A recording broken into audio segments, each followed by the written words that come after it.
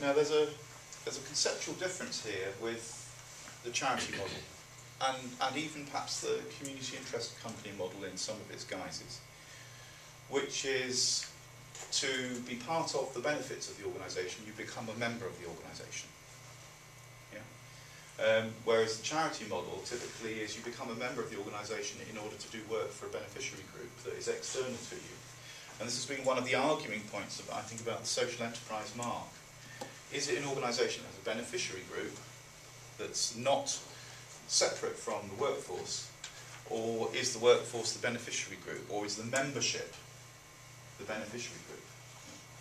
Those who dislike the cooperative model argue that it can't be a social enterprise because who else is it benefiting? Yeah. Whereas the cooperative group criticise the beneficiary model as well. How can you call that a social enterprise? Because you're recreating dependency. Yeah, so there are different arguments that run across the divide between the two groups. But there's quite a lot of crossover here. Limited profit distribution, decision-making rights that are not based on capital ownership. These things they share in common. Yeah. Very often there is a charitable flavour to the operation of a cooperative. It's just that they define their membership so broadly that it can produce public benefits. Does anybody here remember the co-op group? Yes? So, it's member-owned, but anybody can be a member. So that you don't have to have the distinction necessarily. If it's a worker co-op, it's slightly different, because to have open membership there is definitely going to be a selection process to see who can and cannot, who hasn't got the skills.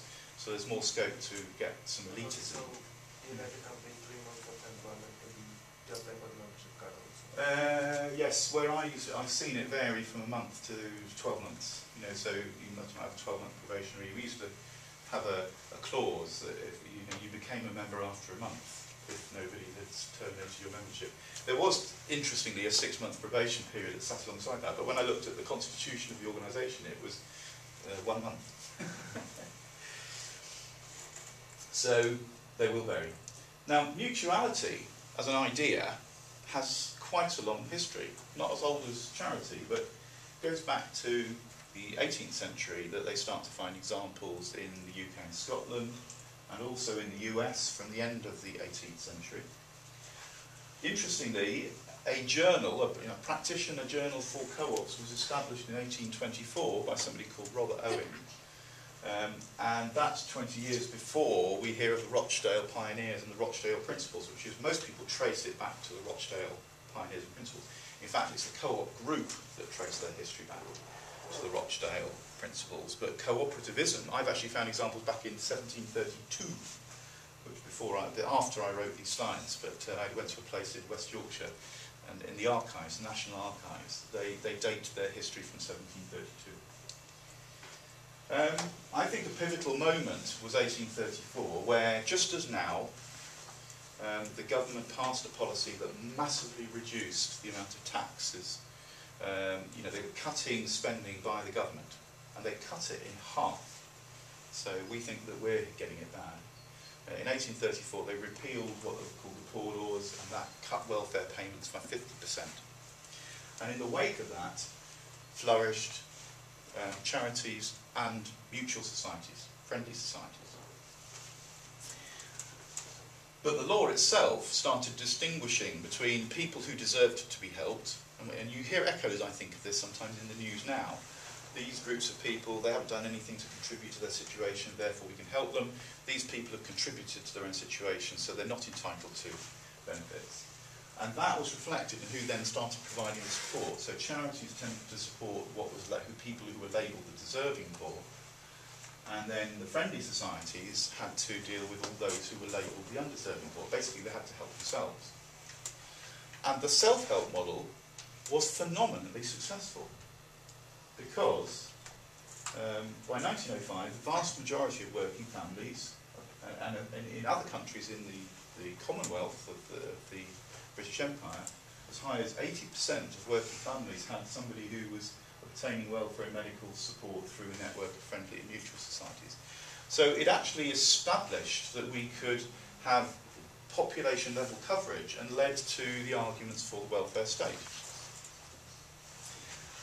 but they had to show it's possible. It's not unlike the situation in America, where they can cover about 5/6 of the population through these kinds of models. But how do you get to the other 20%?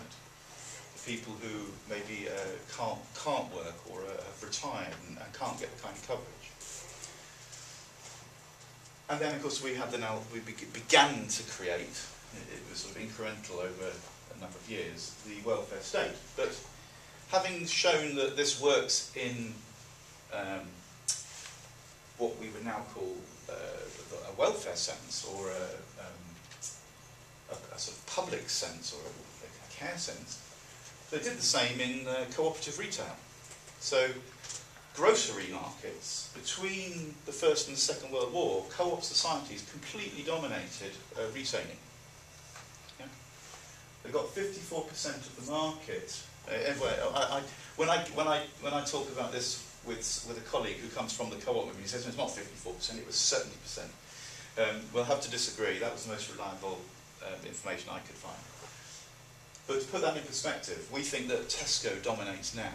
Tesco has around 30% of the market at the moment. The market is much bigger now than it was back then. But nevertheless, they were dominating commercial markets as well. And that's been driven from our culture. Okay. Now I want to move on, and having hopefully got you familiar that there was such a thing as mutuality, friendly societies, one person, one vote societies that were both good at public service provision and at commercial discipline. The worker co-op has a much more checkered history. Yeah? But in 1995, they tightened this up, and then in 2005, they had a new declaration of what it is to be a worker cooperative. So, sustainable jobs generate wealth, improve quality of life, dignity at work, democratic self-management, promoting community and local development. I mean, it's not hard to see the connection to social enterprise values and beliefs in a statement like that. Interestingly, in the UK, we have, in law, something called a bona fide cooperative. A bona fide cooperative is 100% members and 100% one person, one ownership, one person, one vote. But the ICA, and the ICA is the International Cooperative Alliance, are much more flexible. Basically, the majority of the workers in a given cooperative do the work, and vice versa. So basically, most staff are members of the co-op, and most members are staff. Yeah? It's a situation where the majority of the workforce own the majority of the shares, and they do the work.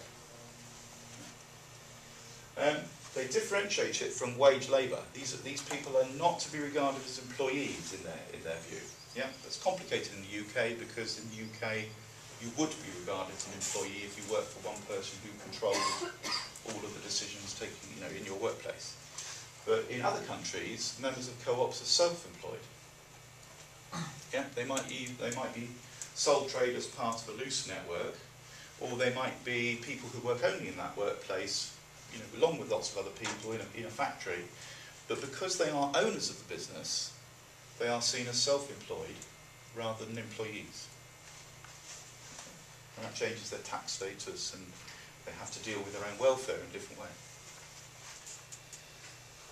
So there are a variety of worker co-op types, and I hope the UK tradition is very much based on common ownership, indivisible ownership. Yeah.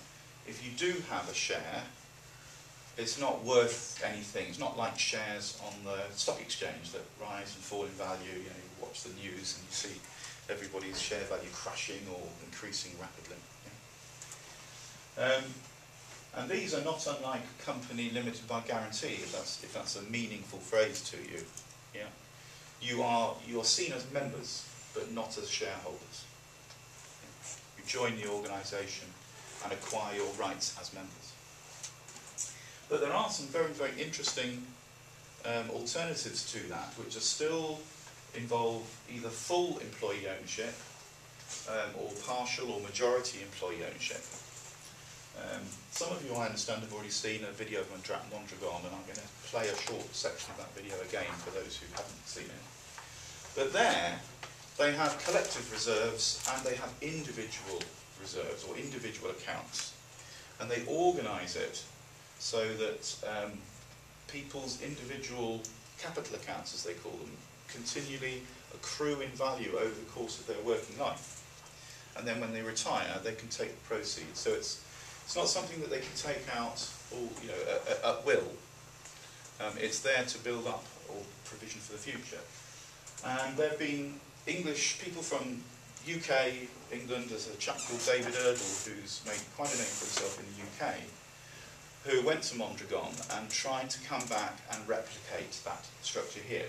And the way that they tried to replicate it in the UK, to fit in with UK law, was to create a trust that holds at least 51% of the shares. That's the collective pool of share ownership that protects the company from being taken over.